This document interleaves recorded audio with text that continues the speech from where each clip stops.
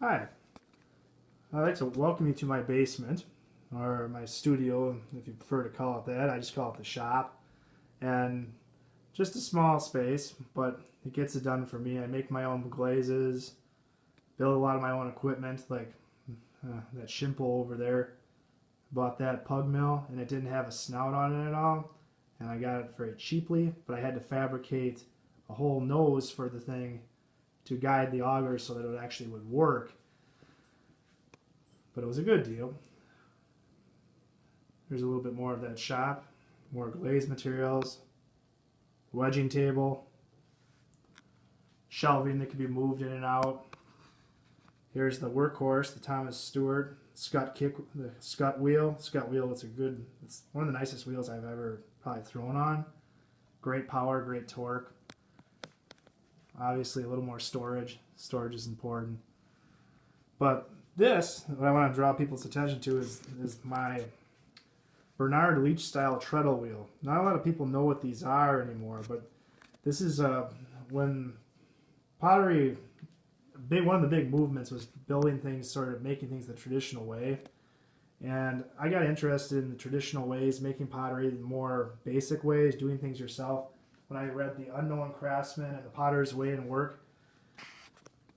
And it showed me like these types of wheels. So in college I got interested and I thought, wow, I'd like to make one of those. I think I could. You can't buy them at that time. And keep in mind this was about 16 years ago.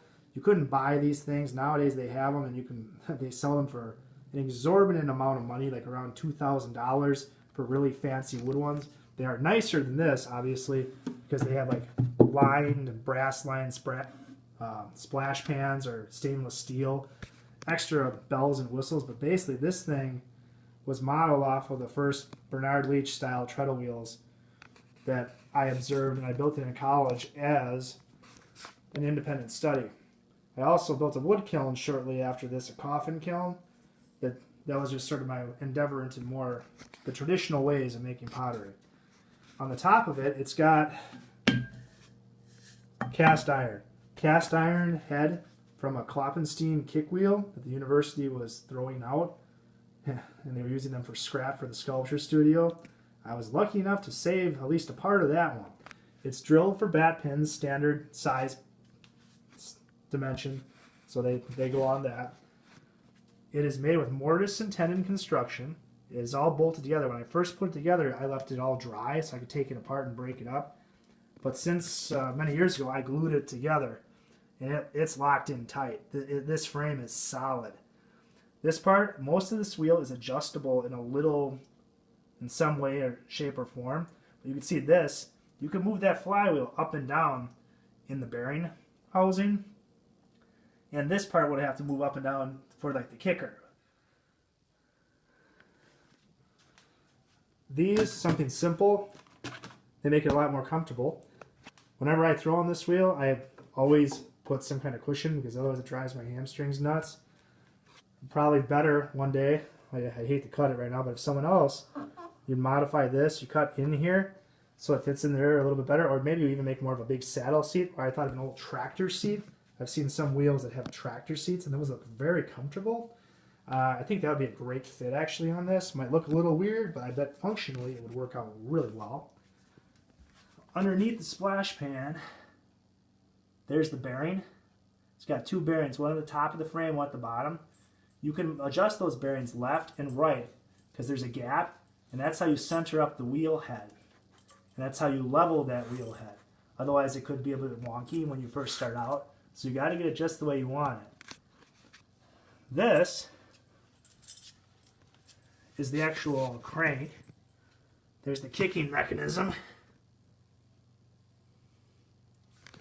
And underneath, I'm going to turn sideways here. Is that how this goes? You can see the shaft. It goes through the frame. And there's the flywheel attached to that. I think it's about 60 pounds worth of concrete.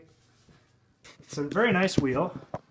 It's taken a lot of tweaking to get it just right over the years. The way it works, you sit, obviously on the chair, and you find whatever position is comfortable. I usually give it a little spin just to start, get past that initial spot, and you kick. And you don't need to kick it a whole ton when you're starting, you do, but once you get going, it keeps going pretty well just on its own. And see here how it is. No, dog, stay away. Go stay away. It's going to hit you. Be very careful if you have this thing by small children. When you get hit with the the kick mechanism in the shin, you will not be happy. Small children or dogs who walk up close to it may also get an unpleasant surprise. But that, you can see how the mechanism works. I've revised it several times in the last probably 10 years, and I think it's pretty much bulletproof at this point. But that is Bernard Leach style treadle wheel.